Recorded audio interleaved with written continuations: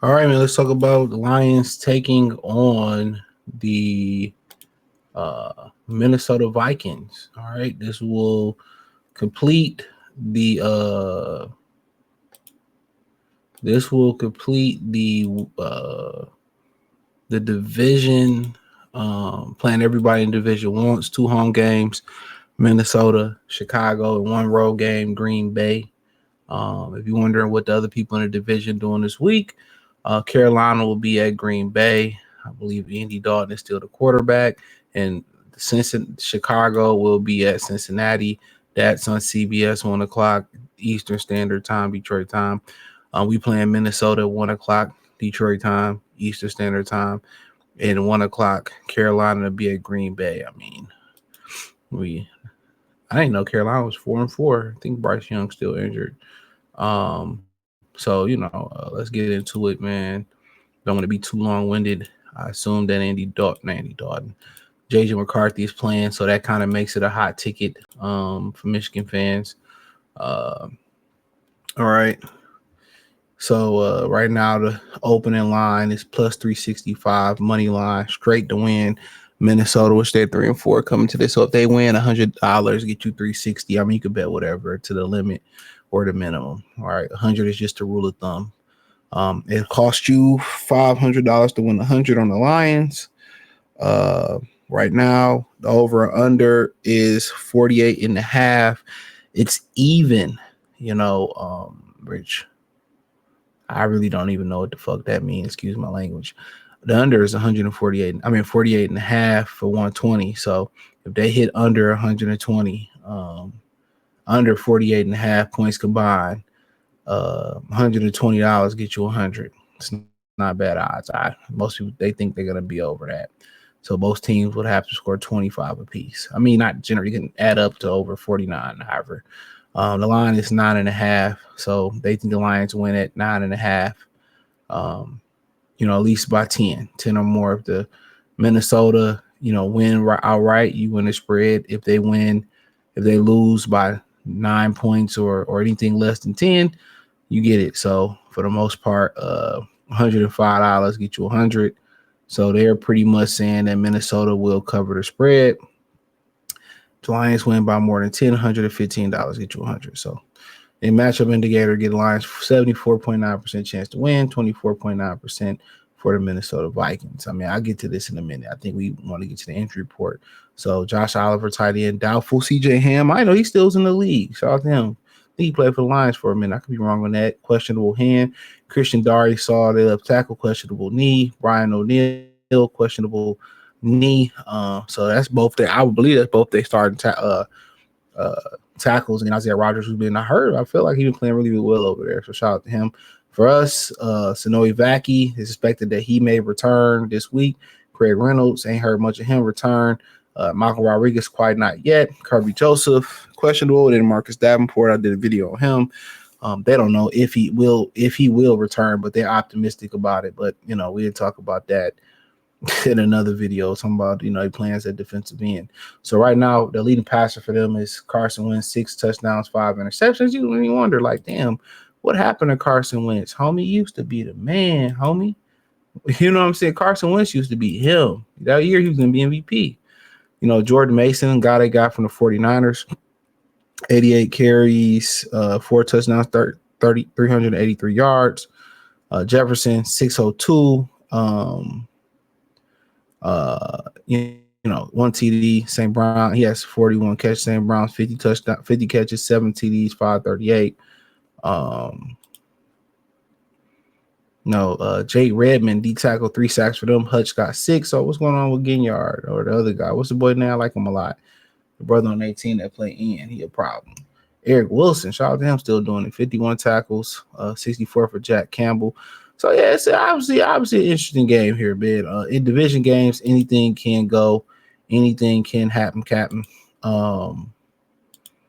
Minnesota, a good football team. This year, I think it's rise remorse. We should have kept Sam Darnold, and they didn't. A lot of teams kept Blake Bortles. A lot of teams kept their quarterbacks. Like Blake Bortles and Trubisky kept it around too long, and it was a bad investment. And you knew it was a time, that they may take a step back, with JJ McCarthy. Sometimes you gotta take a few steps, take some time forward. People forget Patrick Mahomes set that pine for a few years. People forget that he set that pine for a few years. He really did, or for a year, and he played the last game of the season. So they developed them behind the scenes.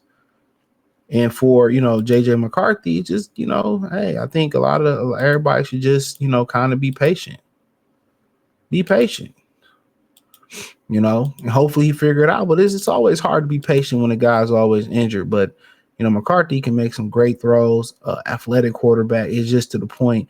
How they say, well, Jamarcus Russell was big and strong, or Trubisky was big and strong, and Mahomes is big and strong. McCarthy is not big and strong. That's the problem. He is just not big and strong. So I think that's a huge problem. I feel like that's a big problem. He gotta put some weight on the whole weight. He gotta put weight on the whole weight. But obviously, going into this off the bye, the Lions fairly fresh, healthy. There's some questions whether they should play. There's some questions whether they should play. What's the brother's name? Kirby Joseph and some of these guys that may be limping. And I would probably agree with most of the fans. I probably wouldn't play Joseph. Let them get some more rest. Probably won't play Terry Arnold. Let these guys get some more rest, and I would just chill. Honestly, I would just allow them to rest, and we got to find a way to win this game. But for the most part, he probably want to play. I would let him rest that knee as much as possible. That would be my game plan. Let him rest that knee. But I think the key for the Lions for winning this game is running the ball, taking care of the ball. I think one of the big reasons they can lose this game, you ain't gonna believe me. One of the big reasons they could lose this game is from the simple fact that trying to force J-Mo the ball, make it in a priority. Oh, get him the ball. Hey, guess what? What you're doing is working. What you're doing is working. Now we get it. You're gonna need the long ball, no Diddy. But I think conventional wisdom is say, guess what? Let's get him the ball somewhere else. Let's get him the ball, short, and let him do some things short. Because obviously, if defenses are playing them for the deep ball, the smart thing to do will give him the ball underneath. They playing them tight. Hey, let's get them in situations where we can just get them moving the sticks, or just get them, sitting down on some routes. That will be the smart thing. I feel that'll be the smart thing.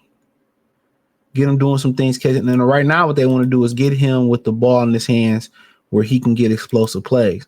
How about we do something that, some people ain't, thinking you're doing? Let's get him the ball just where he just moving the chains. Let's get him in some possession situations, some easy catches. He can get down, protect himself. I think that would be smart. But they get in trouble trying to force feed Montgomery, force feed Gibbs, force feed J-Mo. I think you get in trouble doing that. Just get them, in rhythm in the flow of the offense. So I think for them, take care of the football, run the football, and try to get that play action going down the field. I think more Tesla is going to give you a bigger target down the field. And, maybe instead of putting J-Mo on deep routes, put St. Brown on the deep route. Put St. Brown on the deep route. That's what I would say. Put him on a deep route. And let J-Mo do something underneath. And I know he ain't as short-handed, and you don't want him going over the middle in traffic and getting injured. I get it. More than anybody else gets it. I understand.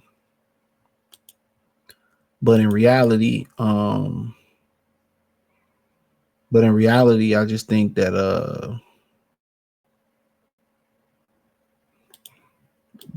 that's what they got to do. That's what they got to do. They got to do something underneath, something different. But defensively for them, don't let Minnesota, run the ball, stop the run, take away. Addison has really been, Carson Wentz's guy since he got back. Addison has been a difference maker for them since he got back. So don't let Addison, get off. Don't let Jefferson get off. Make them one-dimensional where they're throwing the football. And get your opportunities. Jefferson is a problem. Addison is really good. He's a problem.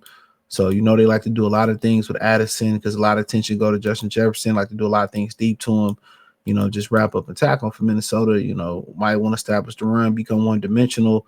JJ McCarthy, they're gonna pin them ears back on JJ McCarthy and get at him. So I would say if I'm them, trying to find a way to, run the ball or have an extension of the run game. And that may be, for them, that may be short passing game, the screen game, maybe the long handoff with the short passes to the flats, the wheels, the option routes, the Texas routes. Maybe that may be that might be a viable option for them. So, but yeah, defensively for them, stop the run, take away the middle of the field, make Jared Goff throw outside the numbers and throw down the field, and let the chips fall where they may fall. Okay, that's what I would say, dude. But ultimately, I think it'll be a good game. I don't like those wide spreads, especially for division games. I would probably go ahead and say this game is going to be 20-30. I would say they cover the spread, but I'm not real confident anything in a professional game. But in 9, 10, maybe a touchdown. But I'm gonna say they find a way to win by a 10th. I say they covered. I'm probably gonna be fucking wrong. I'm probably gonna be wronger than Rakishi in a thong, but I'm gonna ride with it. Check out the Lions prediction playlist. Hit the link tree. You can find me on X, Facebook, Kick, Twitch, the whole nine. I appreciate y'all for supporting the channel. Let me know what you girls and guys think in the comment section. Everything in that link tree, the first link description, that's where I'm producing content. Peace.